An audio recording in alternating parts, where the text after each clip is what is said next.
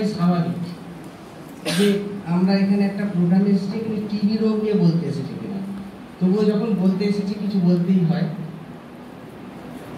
TB রোগকে আগে বলা হতো রাজরোগ। রাজরোগ মানে যে রাজা মহারাজাদের এই রোগটা হতো বলেই রাজরোগ বলা হতো। যা আমরা অনেক সিনেমায় দেখেছি যে একটা বিয়োগান্তক সিন মানেই হচ্ছে একটা সংসারের সবচেয়ে উৎপাদনশীল ব্যক্তি যে সংসারটাকে চালায় তাদেরই এই টিবি রোগটা হয় এবং সে মারা যায়, সংসারটা ভেসে যায়। আমি এই কাজ করার সুবাদে এইরকমই দৃশ্য দেখেছি প্রতিনিয়ত প্রায় 25-30 বছর ধরে। টিবি রোগটা কেন হয় এটা যদি জানতে পারা যায় তাহলে অনেক কিছু সুবিধা হবে আপনাদেরও। আচ্ছা, একটা কথা বলুন, এখানে 2-4 জন মাকে দেখতে পাচ্ছি যে বাচ্চা জন্মানোর পর বাচ্চাকে কি টিকা দেওয়া হয়। আমি প্রথমে একটা যে নৈতিক মন্ত্রটা বললাম, উপনিষদের মন্ত্রটা, সেটা হচ্ছে যে আমরা এখানে উভয় আদান প্রদান করব। আমি কিছু বলবো, আপনারা শিখবেন, আপনারা কিছু বলবেন, আমি শিখবো। তো বলুন তো মায়েরা, যে বাচ্চা জন্মানোর পর প্রথম কি টিকা দেওয়া হয়? রাইট, বিসিজি টিকা। এই কেন দেওয়া হয় জানেন? কারণটা জানা নেই। সারা পৃথিবীতে যত যক্ষ্মা রোগী বা টিবি রোগী আছে ভারতবর্ষে আছে তার 3 ভাগের 1 ভাগ। তাহলে সবচেয়ে বেশি সংখ্যক যক্ষ্মা রোগী আমাদের ভারতবর্ষে আছে। আর যক্ষ্মা রোগ হলো সংক্রামক, অর্থাৎ একজনের থেকে আরেকজনের হয়। ভারতবর্ষের মানুষদের যক্ষ্মা রোগ হওয়ার সম্ভাবনা সবচেয়ে বেশি, যেহেতু এখানে হাই ডেন্সিটি পপুলেশন, প্রচন্ড ঘন বসতি, অনেক মানুষ এখানে বাস করে। আর সহবর্তী ভারতবর্ষ এখনো 3য় বিশ্বের দেশ, অর্থাৎ উন্নয়নশীল দেশ। উন্নয়নশীল দেশগুলোতেই টিবি রোগের প্রকোপ সবচেয়ে বেশি হয়। তো ভারতবর্ষের মানুষের সবচেয়ে বড় স্বাস্থ্য সমস্যা হলো টিবি। তাই জন্মের পরেই বাচ্চাদের আগে বিসিজি দেওয়া হয়। বিসিজিটা হচ্ছে টিবির জন্য লড়াই করার জন্য একটা ভ্যাকসিন। বিসিজি ভ্যাকসিন দেওয়া হয় টিবি রোগ যাতে না হয়। কিন্তু এই বিসিজি ভ্যাকসিন কিন্তু টিবি রোগকে সারা জীবন ধরে মানুষের টিবি রোগকে প্রতিরোধ করার ক্ষমতা রাখে না। এটা বিসিজিটা শিশু বয়সে এবং বেশি বয়সে সারা শরীরে ছড়িয়ে পড়া টিবি থেকে রক্ষা করতে পারে। কিন্তু সম্পূর্ণভাবে একটা বিসিজি ভ্যাকসিন সব বাচ্চাকেই দেওয়া হয়েছে। আমাদের সবারই বিসিজি হয়ে আছে, বিসিজির একটা দাগও আমাদের সবার হয়ে থাকে। তো সপ্তাহে তো কারো টিবি হওয়ার কথা নয়, কিন্তু প্রভু টিবি হয়। কারণ এই বিসিজি ভ্যাকসিনটা শিশু বয়সে বাচ্চাকে রক্ষা করবে আর বড় বয়সে সারা শরীরে ছড়িয়ে পড়া টিবি থেকে রক্ষা করবে। কিন্তু ফুসফুসীয় যক্ষ্মা, বুকে যে টিবি হয় সেই রোগটাকে, সেই রোগ হওয়া থেকে আটকাতে পারে না বিসিজি। সেই রোগ হওয়া থেকে আটকাতে পারে কি না আমাদের সচেতনতা। টিবি রোগীর সংস্পর্শে এলে টিবি রোগ একজনের থেকে আরেকজনের হয়। কিভাবে হয় না, হাঁচি কাশির মাধ্যমে এই রোগটা ছড়ায়। এয়ারবর্ন ইনফেকশন বলা হয়। এয়ারবর্ন ইনফেকশন মানে আমরা যখন জোরে কথা বলি, হাঁচি কাশি দিই, তখন যক্ষ্মা রোগী যারা আছে তাদের মধ্যে দিয়ে মুখের মধ্যে থেকে যে জলকণাগুলো বেরিয়ে আসে, সেই জলকণাগুলো বাতাসে ভাসে। সেই জলকণার মধ্যে যক্ষ্মার জীবাণু থাকে এবং সেই যক্ষ্মার জীবাণু একজন সুস্থ মানুষ যখন শ্বাস প্রশ্বাসের মাধ্যমে সেই বাতাসটা গ্রহণ করে তখন তার শরীরেও সেই যক্ষ্মার জীবাণু ঢুকে যায়। যক্ষ্মার জীবাণু ঢুকে গেলেই সে টিবি রোগী হয়ে যায় না। আমাদের শরীরের রোগ প্রতিরোধ করার ক্ষমতা থাকে সবাই, একটা ইমিউনিটি সিস্টেম আমাদের শরীরের মধ্যে আছে। যখন কোনো মানুষের রোগ প্রতিরোধ করার ক্ষমতা কমে যায় তখন যক্ষ্মা রোগটা দেখা যায়। যে কোনো মানুষেরই যক্ষ্মা রোগ হতে পারে, তবে সাধারণভাবে মানুষ যখন কর্মঠ থাকে, অর্থাৎ 20 বছর বয়স থেকে 60 বছর বয়সের মধ্যে যক্ষ্মা রোগের প্রবণতা সবচেয়ে বেশি। আর তাদের যক্ষ্মা রোগ বেশি হয়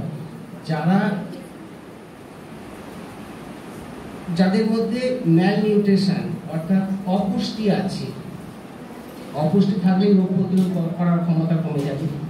এমন কোনো রোগ আছে যার জন্য রোগ প্রতিরোধ করার ক্ষমতা কমে যায়, যেমন HIV, যেমন ক্যান্সার,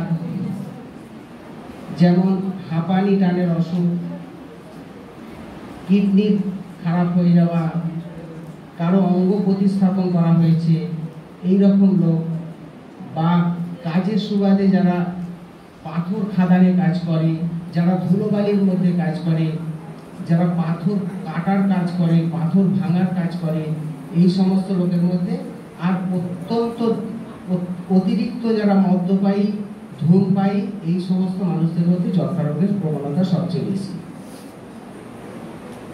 যক্ষ্মা রোগ যে হয়, যক্ষ্মা রোগটা একটা জীবাণুঘটিত রোগ। আপনারা জানেন জীবাণুঘটিত রোগ মানেই হচ্ছে সংক্রামক। এখন রোগগুলোকে দুরকম ভাবে ভাগ করা হয়, একটা কমিউনিকেবল ডিজিজ আর একটা non communicable disease. Communicable disease যেগুলো, সেগুলো হচ্ছে সবই জীবাণু ঘটিত, না হয় ভাইরাস ঘটিত, না হয় প্রোটোজোয়া ঘটিত, এইরকম। আর নন কমিউনিকেবল ডিজিজ যেটা সংক্রামক নয়, যেমন ডায়াবেটিস, উচ্চ রক্তচাপ, এই ধরনের রোগগুলো কিন্তু সংক্রামক নয়। যক্ষ্মা রোগ হলে কি করতে হবে, কিভাবে বুঝবো কারো যক্ষ্মা রোগ হয়েছে? যদি কোনো ব্যক্তির 2 সপ্তাহের বেশি কাশি হয়, সেই কাশিটা সাধারণ ওষুধে, সাধারণ ডাক্তারবাবুর যে ওষুধ দেয়, অ্যান্টিবায়োটিক ওষুধ দেয়, সেই ওষুধে খেয়েও এই কাশিটা কমছে না, সন্ধ্যের দিকে ঘুষঘুষে জ্বর হয়, ওজন কমে যায়, এবং রাতের দিকে ঘাম হয়, যদি রাতের দিকে ঘাম হওয়া, এই 4টে লক্ষণকে বলা হয় 4S বা 4 লক্ষণ, সিমটম 4টে, 4 সিমটম বলা হয়। এক নাগারে খুসখুসে কাশি, সন্ধ্যের দিকে ঘুষঘুষে জ্বর, ওজন কমে যাওয়া এবং রাতের দিকে ঘাম হওয়া। এই 4টে লক্ষণ যদি কোনো মানুষের থাকে, তাহলে তার কফ পরীক্ষা করার দরকার। কফ পরীক্ষা করে আমরা টিবির জীবাণুগুলো মাইক্রোস্কোপে দেখতে পাই। আমার খুব ভালো লাগছে, আমি এখানে যে কথা বলছি, আমার এখানে অনেক উচ্চ মাধ্যমিকের সায়েন্স পড়া ছেলেমেয়েরাও আছে, তারা বুঝতে পারবে। মাইক্রোস্কোপে আমরা টিবির জীবাণুটা কাঁচের স্লাইডের মধ্যে রং করে টিবির জীবাণু দেখতে পাই। তাই টিবির জীবাণু দেখতে পাওয়া মানে হলো রোগ নিশ্চিত। খুব সহজ পরীক্ষা করে নিশ্চিতভাবে রোগ জানার উপায় হলো কফ পরীক্ষা করা। কফ পরীক্ষায় যদি টিবির জীবাণু বা যক্ষ্মার জীবাণু দেখতে পাওয়া যায়, তাহলে আর কেউ যদি বিশ্বাস না করলেও, মানে ডাক্তারকে বিশ্বাস করতেই হবে যে তার যক্ষ্মা রোগী আছে, এটা একদম নিশ্চিত পরীক্ষা। আর একটা পরীক্ষা আমাদের জাঙ্গিপাড়া হাসপাতালে হচ্ছে, সেটা হলো সেটা একটা মাইক্রোবায়োলজিক্যাল, মানে জেনেটিক পরীক্ষা বা মলিকুলার বায়োলজিক্যাল পরীক্ষা। এই পরীক্ষার মাধ্যমে আমরা টিবির জীবাণু দেখতে পাই, এবং সেই জীবাণুটা কোন ওষুধে মরবে সেটাও আমরা পরীক্ষা করে দেখতে পাই। সেটাকে বলা হয় PCR পরীক্ষা বা CBNAT পরীক্ষা। NAT, nucleic acid amplification test. Nucleic acid জানো তো, ডিএনএ পরীক্ষা, ডিএনএর মধ্যে নিউক্লিক অ্যাসিড আছে। সেই নিউক্লিক অ্যাসিড, প্রত্যেকটা নিউক্লিক অ্যাসিডের চরিত্র আলাদা। টিবির জীবাণুর নিউক্লিক অ্যাসিড একরকম হবে, তাহলে আমাকে বুঝিয়ে দেবে যে এটা টিবির জীবাণু। এবং সেই নিউক্লিক অ্যাসিডের মধ্যে আমরা যে টিবির ওষুধগুলো দিই, সেই ওষুধগুলো খাওয়ার জন্যে, বা কোনো মানুষ খেয়েছে, সে অসম্পূর্ণ খেয়েছে, তার থেকে আরেকজনের রোগটা এসেছে, তখন তার ডিএনএর মধ্যে মিউটেশন হয়ে যায়। মিউটেশন তোমরা জানো, ডিএনএর মধ্যে মিউটেশন হয়ে যায়। মিউটেশন হয়ে গেলে তখন সেই ডিএনএটাকে অ্যামপ্লিফাই করে বোঝা যায় যে এ ওষুধ প্রতিরোধী যক্ষ্মা রোগ হয়েছে, অর্থাৎ ওষুধকে রেজিস্ট্যান্ট হয়ে গেছে। এই সাধারণ টিবির ওষুধে তার আর কাজ হবে না। সেই সমস্ত টিবি রোগীর ক্ষেত্রে 2 বছরের টিবির চিকিৎসা নিতে হয়। আমার এখানে কথা বলার উদ্দেশ্য এটাই যে জীবাণুঘটিত অসুখ তো অনেক কিছুই আছে, আন্ত্রিক হওয়া, টাইফয়েড হওয়া, জ্বর হওয়া, অনেক কিছু জীবাণুঘটিত অসুখ আছে। সেক্ষেত্রে ডাক্তারবাবুরা তো 7 দিনের ওষুধটায় ভালো হয়ে যায়, বা আর একটা কোর্স বেশি খেতে হলে 14 দিন ওষুধ খেতে হয়। বা 15 দিন ওষুধ খেতে হয়, তারপর ভালো হয়ে যায়। তা টিবিও তো জীবাণুঘটিত অসুখ, তাহলে 14 দিন ওষুধ খেয়ে যদি ভালো হয় 14 দিন ওষুধ খেলেই তো হবে।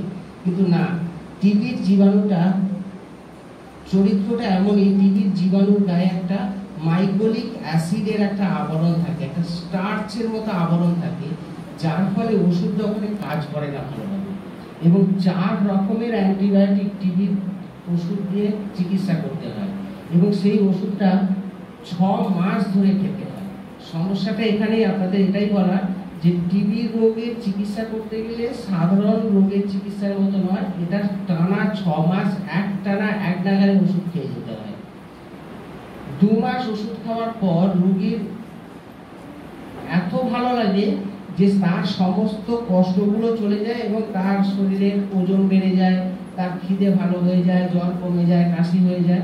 তখনই এক রোগী ভাবে যে আমার তো সব ভালো হয়ে গেছে, আর ওষুধ খেয়ে কি হবে। এইখানেই মারাত্মক ভুলটা হয়।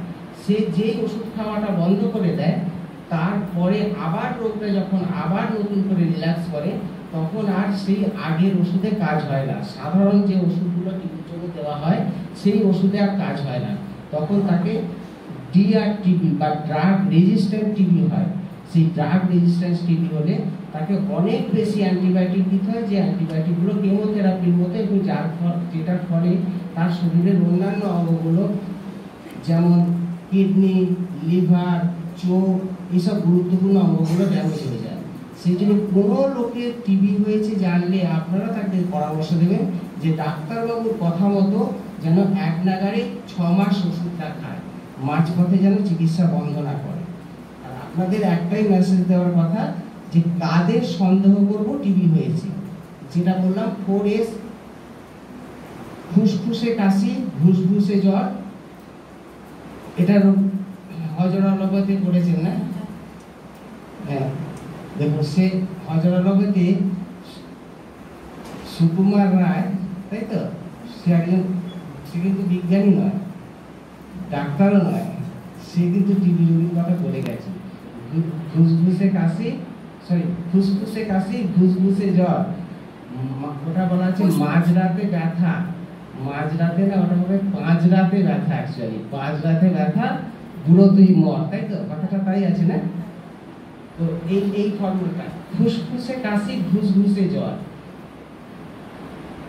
ওজন কমে যাওয়া আর রাতের দিকে ঘাম হওয়া, এই রকম লক্ষণ যদি কারো হয়, তাকে অন্য কোনো ডাক্তার না দেখিয়ে জাঙ্গিপাড়া হাসপাতালে বা আমাদের যে কোনো সরকারি, সারা পশ্চিমবাংলা কেন সারা ভারতবর্ষের সমস্ত সরকারি হাসপাতালে টিবি পরীক্ষা, বিনামূল্যে টিবি পরীক্ষা করা হয়। কফ পরীক্ষা, এই কফ পরীক্ষা মাইক্রোস্কোপেও করা হয় এবং মলিকুলার বায়োলজির মাধ্যমে উন্নত মানের পরীক্ষা, যেটা বাইরে পরীক্ষা করতে প্রায় 6000 টাকা লাগে। সেটা যাওয়া মাত্র পরীক্ষা করে দেওয়া হবে, কোনো রকম ফেরানো হয় না, হয়রানি হয় না। সারা ভারতবর্ষের সমস্ত হাসপাতালে এই সুবিধাটা পাওয়া যায়। তাহলে যে কোনো স্বাস্থ্যকর্মীর সঙ্গে যোগাযোগ করে যেন হাসপাতালে গিয়ে রক্তটা, এই কফটা যেন পরীক্ষা করে আসে।